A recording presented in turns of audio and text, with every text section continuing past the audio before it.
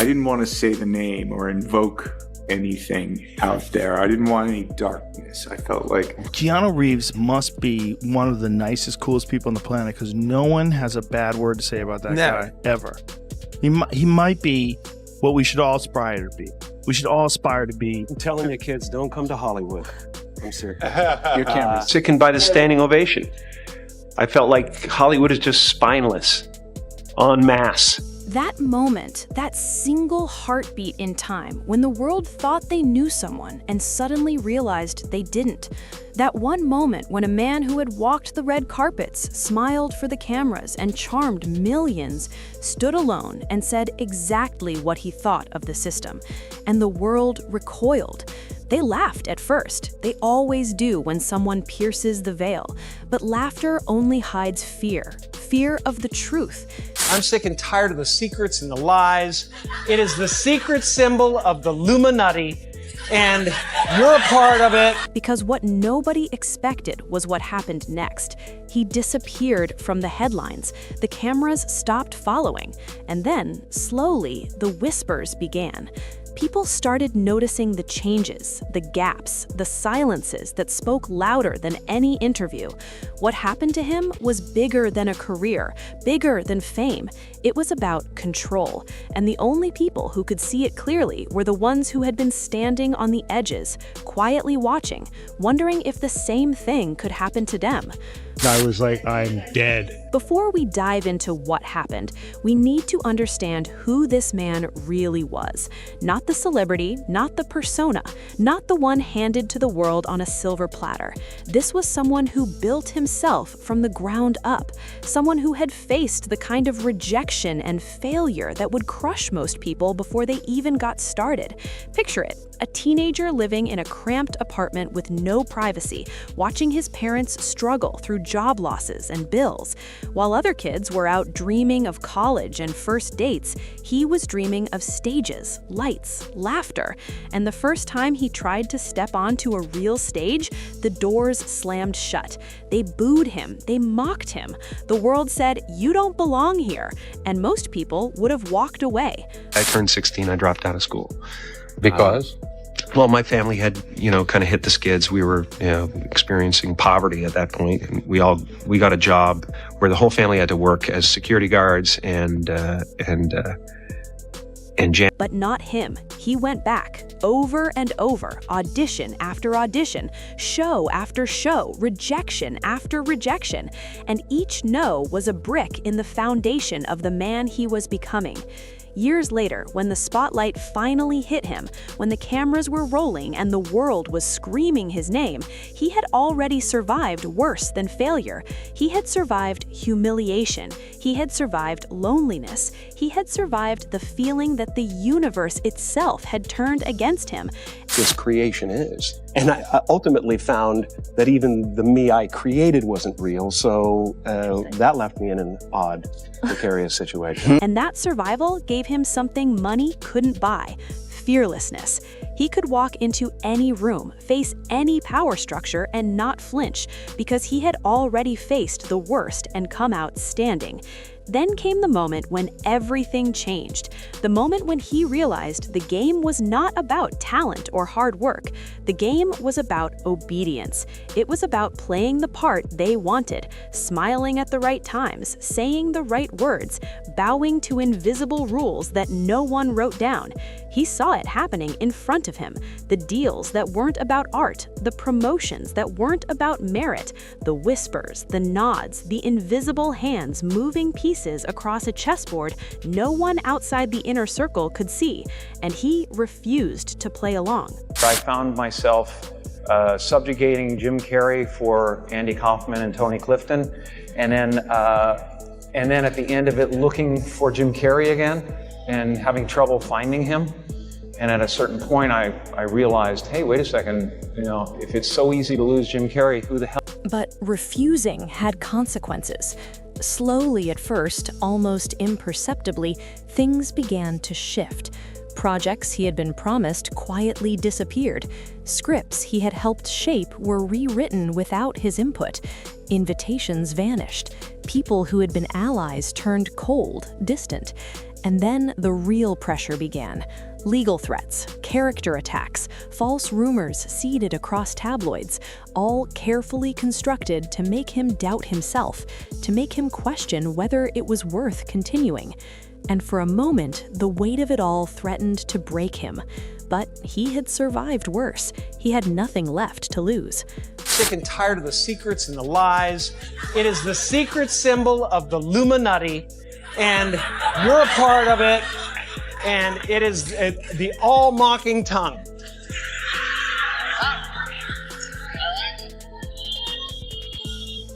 It's the symbol of the all-mocking tongue. And I'm sick of it. I want everybody to be in on the joke, man. You know what I mean? For years now, talk show hosts, people on television, people in sitcoms have been hired by the government to throw you off the track, to distract you, to make you laugh and stuff like that, make you happy and docile so you don't know what's really going on. The drama reached its peak in a public way, and yet it was still only the surface of what was happening behind the scenes. Appearances of calm, smiles for the cameras, rehearsed interviews, these were all masks. What nobody saw was the isolation, the constant scrutiny, the knowledge that at any moment the entire machine could turn on him and erase him. There is no me. There's no you. No. We're not here. This is a dream. There's just things happening. And then the betrayal from the people he trusted most. Friends who had promised loyalty suddenly stepping aside. Advisors who had once guided him, now quietly giving the orders that would sabotage him. It wasn't just professional, it was deeply personal. Every relationship, every alliance, every bond was tested. I believe in icons. I don't believe in personalities. I believe that peace lies beyond personality, beyond invention and disguise, beyond the red S that you wear on your chest that makes bullets bounce off. And it wasn't just about his career, it was about who he was, who he could be, and how much of himself he could afford to show in a world that wanted only a polished version. I'm being fairly serious. Yeah. Really? Why? It depends. It depends if the angels bring some sort of script that's written in gold ink that says to me that it's going to be really important for people to see. I might continue down the road, but I'm taking a break. But here's the twist. He didn't crumble. Instead, he adapted. Not in the way the world expected, not by playing along. He found ways to speak quietly, to send messages under the radar, to leave breadcrumbs of truth for those willing to see them. And slowly, people started to notice. Those who had been paying attention began to connect the dots. They saw patterns others ignored. They saw that the most celebrated, most untouchable names were sometimes the ones most invested in silence, while the loudest voices were the ones revealing the cracks. And through it all, he remained defiant. The impact of all this was devastating, not just for him, but for everyone around him. Families strained under the pressure, friends were caught in impossible positions, and trust became a fragile commodity. The emotional toll was immense. Every phone call, every public appearance, every casual conversation carried the weight of scrutiny. You can't get mad. You can't let it get you, because you have to make a deal with everyone else, and it's almost unspoken that you are going to be over at some point by people who you may have done something nice for. And yet, even in moments of despair, he refused to hide entirely. He found small victories in truth, in connection, in moments of genuine human expression that the cameras could never capture. And those moments, fleeting though they were, reminded him and the world that no machine, no scandal, no orchestrated narrative could completely define who he was. I'm not wearing no dress, man. I'm funnier than a dress. Just give me something funny to say. I don't need to wear no dress to be funny. And then came the final chapter, or at least the chapter that the world would see. A public appearance, an award, a stage. The cameras rolled, the applause sounded, but something was different. How did you write the scene so fast? You know, it's like, so you gotta take a step. The man on stage was not the one everyone expected. His presence, his energy, even the subtle gestures, the audience sensed it immediately. Some tried to rationalize it, some whispered theories, but the truth, known only to a few, was that the game had escalated further than anyone imagined. Yet even in that moment, the story was not one of defeat. It was a story of resilience, of courage, and of the quiet, unyielding human spirit refusing to be entirely silenced. Well, I'd met him socially in passing once, like 6-7 years ago, but then really just hanging out for the first time in London at the premiere of Sonic 3, yeah. His passion, his knowledge, allowing me to collab. And as the curtain fell, the audience walked away with more questions than answers, because that is the power of truth in a world designed to suppress it. It is messy, it is complicated, and it refuses to fit neatly into headlines or sound bites. But the legacy, the real legacy, is not in the awards or the applause. It's a wonderful feeling. I really took on a pretty big challenge trying to do my speech in French. So, I wrote it and I researched it and I practiced it like crazy. But, it's, then I watched everybody talking 1,000 miles an hour up there receiving their awards. And I was like, I'm dead. It is in the way one person, standing alone against overwhelming forces, refused to let them dictate who he was at his core. And the echoes of that defiance will continue to ripple long after the lights have dimmed and the cameras have moved on, because some truths once spoken cannot be erased. Jim Carrey. Every fake news is saying you are not Jim Carrey. That's true or not, please? And that is exactly why what happened in Paris sent shockwaves through Hollywood that nobody could ignore. The whispers turned into conversations, and conversations into debates. Because this wasn't just about a red carpet moment or a strange appearance.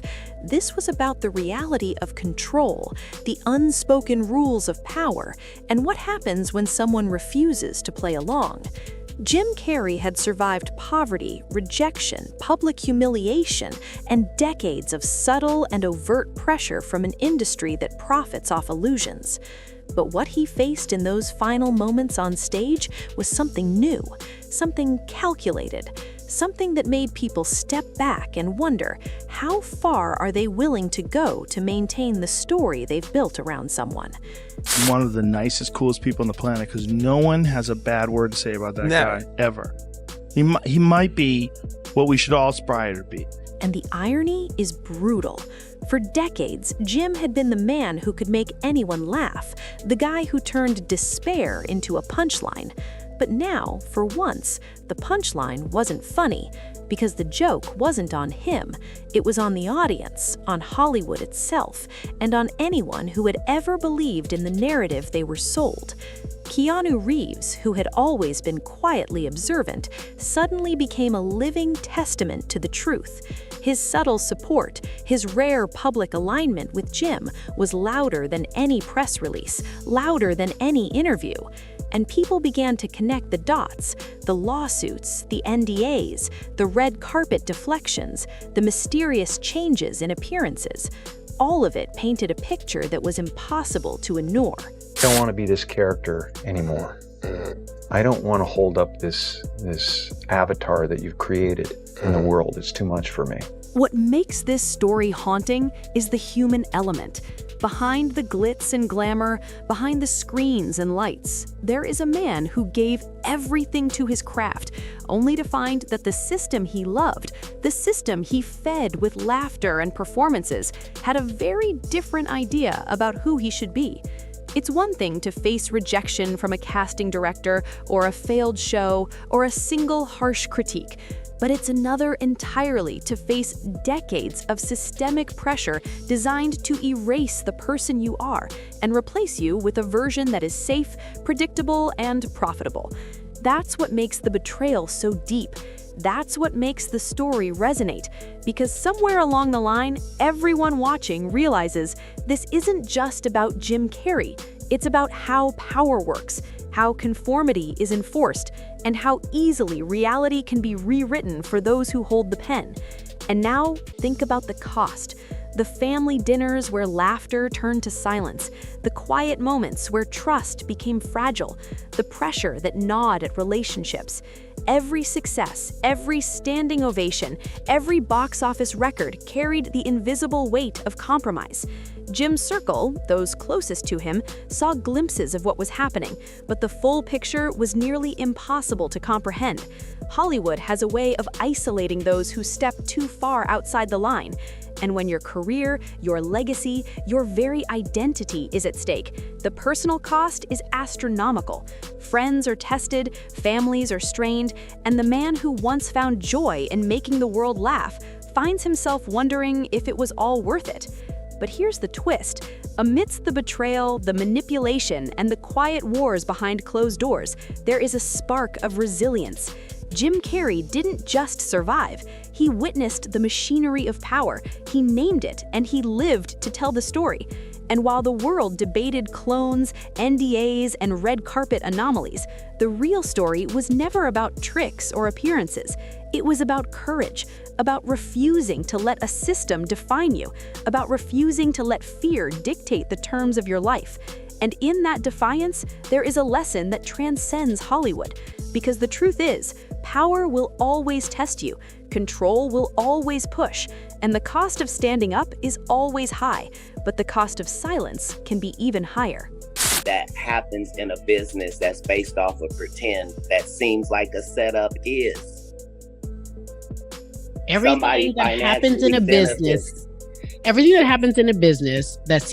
that's based off of pretend, that seems like a setup is. Yes. What I'm saying is, if Jussie Smollett and Lee Daniels for a living make stories that are not real, and they make them so good that people believe them and buy them, and that's what business they're in, why would you think it would be weird if they flipped out and said a story that turned out to not? And that is where the story finds its heart. Jim Carrey may have been changed, manipulated, and challenged in ways the public could barely imagine, but his journey illuminates something essential. The human spirit, even when pressed by an empire, still has the capacity to resist, to question, to remain whole. We watch, we gasp, we discuss, but in the end, what matters is the courage to stand, the bravery to be seen, and the resolve to tell your own story. Hollywood may have tried to replace him, to quiet him, to reshape the narrative entirely, but the echoes of truth are louder than any manufactured image, and the world, finally, is starting to hear them. Business, nothing is coincidental, or you would be hearing who's losing money.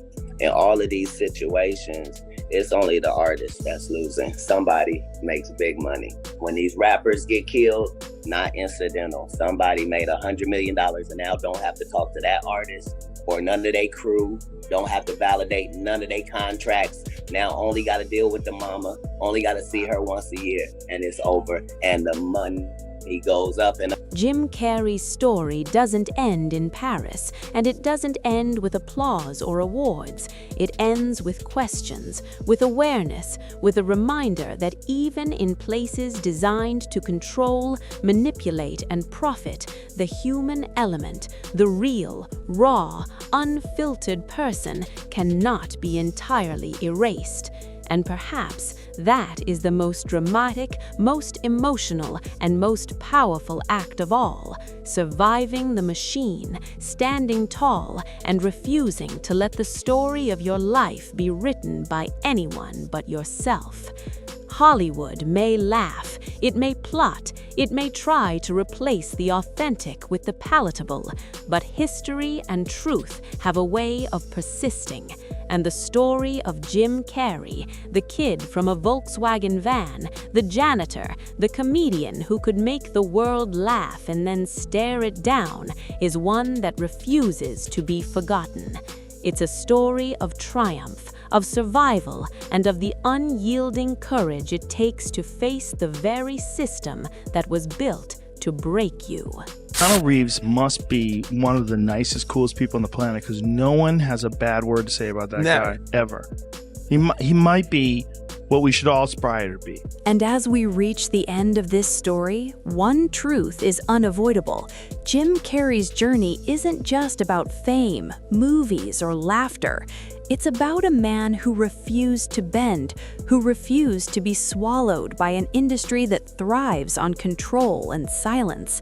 Every step he took, from that Volkswagen van to the bright lights of Paris, every rejection, every blockbuster, every whispered warning in back rooms led him to this moment, a moment where the world saw the cracks in the perfect Hollywood facade, where one man dared to show the truth behind the laughter. Think about it, a life built on comedy, on making people smile, on hiding pain behind exaggerated faces, and yet behind all of it, a relentless spirit refusing to be erased. That struggle isn't just entertainment, it's human, it's raw, it's the story of anyone who's ever fought to be seen, to be heard, and to remain true to themselves when the world demanded they compromise. And it's that raw honesty, that refusal to play by the rules, that makes Jim Carrey more than a movie star. It makes him a symbol, a reminder that integrity costs something, but it also leaves a mark that no machine, no studio, no rumor, and no lawsuit can erase. Women, kids, don't come to Hollywood. I'm serious. Your cameras. The media, man, it is one hell of an entity. It really can have you thinking that the bad people are good and the good people are bad. We see the pain, the isolation, the fear that came with refusing to conform. We see the courage it takes to speak when silence would have been easier, safer.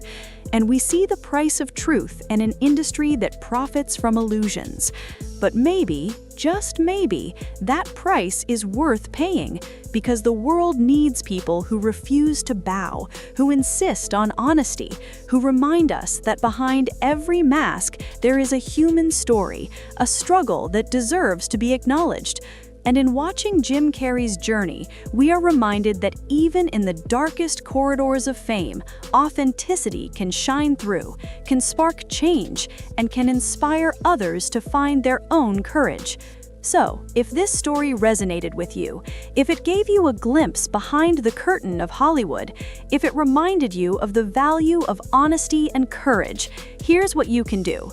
Smash that like button, share this video with someone who needs to hear this story, and don't forget to subscribe to the channel for more deep dives into the lives, scandals, struggles, and triumphs of the people we think we know, but who always have more to tell. Hit the notification bell too, so you never miss a story that uncovers the hidden truths behind the glitz and glamour. Because these stories matter. The real stories, the struggles, the betrayals, the triumphs, and the courage to stand up, even when the world wants you quiet, even when the spotlight turns cold.